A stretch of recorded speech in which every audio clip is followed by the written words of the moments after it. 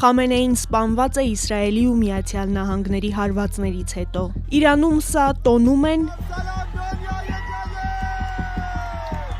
կամ սգում։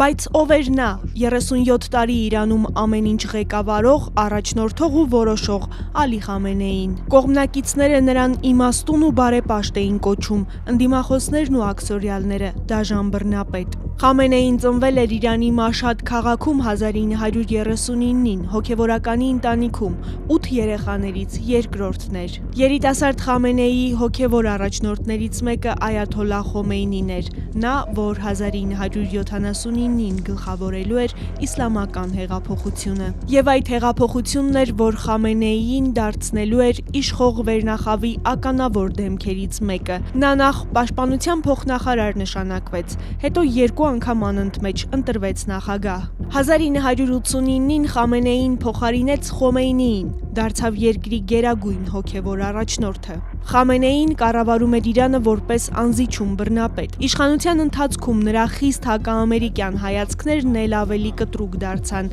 Իրանը ֆինանսավորում ու զինում էր Մերձավոր Արևելքի տարբեր խմբերի, Համասից մինչև Հզբոլլահ ու Հութիներ։ Բայց միջազգային ասպարեզում հիմնական տարաձայնությունը Իրանի միջուկային ծրագրի շուրջ էր։ Խամենեին հերքում էր, որ Թեհրանը փորձում է միջուկային զենք ստեղծել, եւ հենց միջուկային ծրագիրն էր Իրանի դեմ պատժամիջոցների հիմնական պատճառը։ Աղքատության ու բռնության մեջ ապրող իր երկրում տեղի ունեցող բոլոր ցույցերում Այաթոլլան Վաշինգտոնին ու Իսրայելին էր մեղադրում եւ դաժանորեն ճնշում։ Վերջինը այս տարեսկզբին տասնյակ հազարավոր զոհերի մասին տվյալներ կան եւ ոչ մի պատասխանատվություն։